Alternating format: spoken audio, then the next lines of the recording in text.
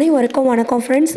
இன்றைக்கி கடையில் ஒரு 5 ரூபாய்க்கு சுண்டைக்காய், காய்ந்த சுண்டைக்காய் பாக்கெட்டு எல்லா இடங்கள்லையுமே கிடைக்கும். நீங்கள் ஒரு 5 ரூபா நீங்கள் வச்சா போதும், ஒரு சூப்பரான ஒரு சுண்டைக்காய் குழம்ப நீங்கள் சாப்பிடலாம். நிச்சயமாக சுண்டைக்காய்னா கசக்கவே கசக்காது.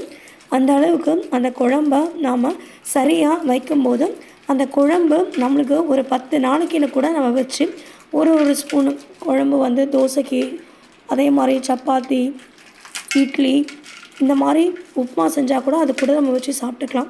சாப்பாடுக்கும் போட்டு சாப்பிட்லாம். அந்த அளவுக்கு உண்மையிலே ரொம்ப நல்லா டேஸ்ட்டாக இருக்கும்.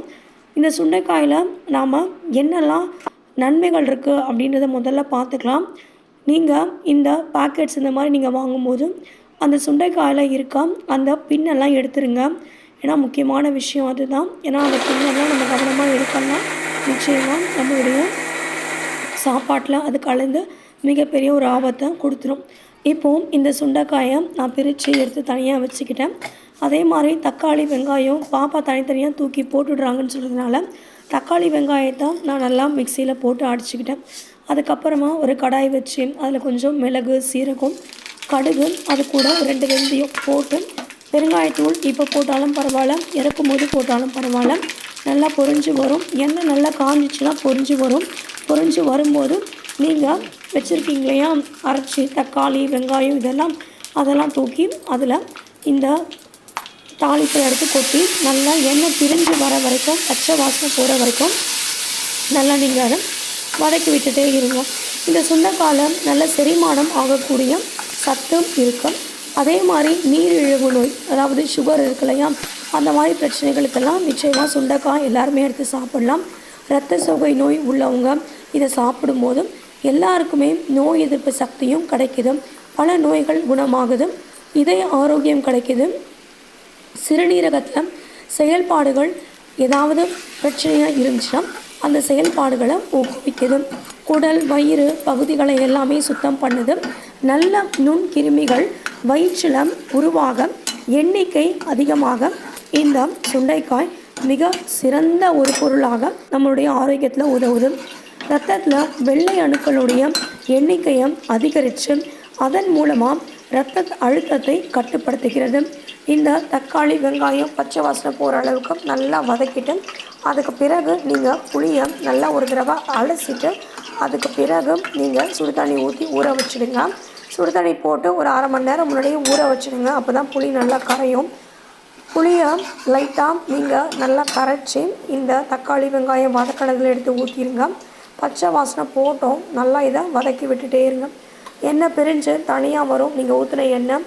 அதே மாதிரி இது எல்லாமே சேர்ந்து நல்லா வதங்கி வந்த பிறகு துளி மஞ்சள் தூள், வீட்டுக்கு தேவையான அளவு உங்கள் வீட்டில் எவ்வளோ சாப்பிடுவாங்களோ அதுக்கேற்ற மாதிரி காரம் 2 ஸ்பூன் போட்டால் திட்டமாக இருக்கும். அதுக்கு மேலே போட்டிங்கன்னா காரம் அதிகமாக இருக்கும். கொஞ்சம் இதில் முக்கியமான விஷயம் என்னென்னா, நம்ம உப்பு போடவே கூடாது. ஏன் உப்பு போடக்கூடாதுன்னு நான் சொல்கிறேன்னா, இந்த காஞ்ச சுண்டைக்காயில் உப்பை போட்டு தான் அவங்க காய வச்சு பதப்படுத்தி அதை பேக்கெட் பண்ணியோ இல்லை நம்ம எடுத்து கேட்குற மாதிரியோ கொடுத்து வச்சுருப்பாங்க. ஸோ நம்ம என்ன பண்ணணும்னா, உப்பை போட்டோன்னா வாயில் வைக்கவே முடியாது, குழம்ப பண்ண வேலைலாம் வீணாக போயிடும். அதனால் உப்பை மட்டும் எடுக்கவே கூடாது. ஒரு சுண்டைக்காயை எடுத்து வாயில் போட்டுட்டு கூட பரவாயில்ல. ஏன்னா எனக்கு செஞ்சு எனக்கு பழக்கமாகிடுச்சு. நான் உப்பே போட மாட்டேன். சுண்டைக்காயில் நான் உப்பு போட மாட்டேன். அதே மணத்தக்காளி வாங்கினாலும் வாயில் ஒன்று போட்டு பார்ப்பேன், அதில் உப்பு இருக்கா இல்லையான்னு. உப்பு திட்டமாக இருந்துச்சுன்னா அதோடு நம்ம விட்டுடலாம்.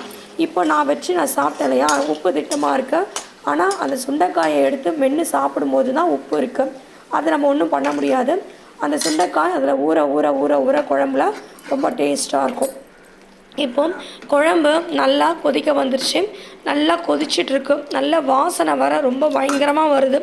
இப்போது நான் என்ன பண்ணேன், சுண்டைக்காயை பக்கத்துலேயே நல்லா எண்ணெயை காய வச்சுட்டேன். உங்களுக்கு 2 கேஸில் 2 அடுப்பில் 2 பார்க்க முடியும்னா நீங்கள் செய்யுங்க.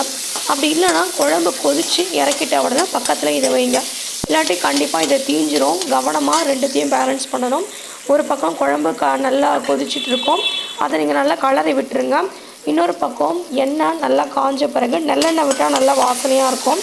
நல்லெண்ணெய் விட்டு சில பேர் தேங்காய்னையும் விட்டு சமைக்கிறாங்க, அதுவும் நல்லா தான் இருக்குது. உங்களுக்கு எது வசதியோ அந்த எண்ணெய் விட்டு தாளிச்சிக்கோங்க. நல்லெண்ணெய் விட்டு தாளிச்சிட்டு அதுக்கு பிறகு கொஞ்சம் வெங்காயம், நான் வெங்காயம் தக்காளி அரைச்சேன் இல்லையா, அரைச்சது இருந்தால் கூட நான் தனியாக 2 வெங்காயம் போட்டு தாளித்தேன். நல்லா வாசனையாக இருந்தது. எனக்கு சின்ன வெங்காயம் நான் கிடைக்கல. இங்கே சின்ன வெங்காயம் போட்டிங்கன்னா இன்னும் ரொம்ப குழம்பு ரொம்ப அருமையாக இருக்கும். இப்போ நான் பெரிய வெங்காயத்தை பொடியாக அரிஞ்சு வச்சுருக்கேன். அதை பொடியாக அரிஞ்சு பூண்டு நான் ஏற்கனவே தட்டி எடுத்து வச்சுருந்தேன் தோலை உரித்து. ஸோ அந்த பூண்டையும் நான் போட்டுட்டேன். ஒரு கோல்டன் ப்ரௌன் கலரில் நல்லா வதங்கி வந்துருச்சு. இப்போது நான் ஏற்கனவே வறுத்து வச்சுருந்தேன், எண்ணெயில் பொரித்து வச்சுருந்த சுண்டைக்காயை போட்டு நல்லா கொதி வருது. இப்போது வெங்காயமும் பூண்டும் நல்லா வதங்கிட்ட பிறகு கோல்டன் ப்ரௌன் கலரில் அதையும் எடுத்து இந்த கொதிக்கிற குழம்புல போட்டு இன்னும் நான் கொதிக்க விடுறேன். எவ்வளோ வாசனையாக இருக்குன்றது நீங்கள் செய்யும் போது நிச்சயமாக உங்களுக்கு தெரியும். இது எல்லாமே ரொம்ப ஈஸியான வேலை தான், கஷ்டம் கிடையாது. இதை நீங்கள் பொறுமையாக செஞ்சிங்கன்னா உண்மையிலே ரொம்ப அற்புதமாக வரும். அந்த சுண்டைக்காய் நீங்கள் ஒரு குழம்ப நீங்கள் டேஸ்ட் பண்ணி பார்த்தீங்கன்னா கசப்பு அப்படின்றது இருக்காது. ஏன்னா புளிப்பு, உப்பு, காரம், அதே மாதிரி கசப்பு. நாம் இன்னொன்று சேர்க்க போகிறோம், அதுதான் வெல்லம் ஒரு துண்டு நம்ம சேர்க்கணும். இந்த மாதிரி எல்லா சுவைகளையும் சேர்த்து உள்ளடக்கியது தான் இந்த காரக்குழம்பு, சுண்டைக்காய் காரக்குழம்பு. 6 சுவையும் நிறைஞ்ச ஒரு குழம்பு.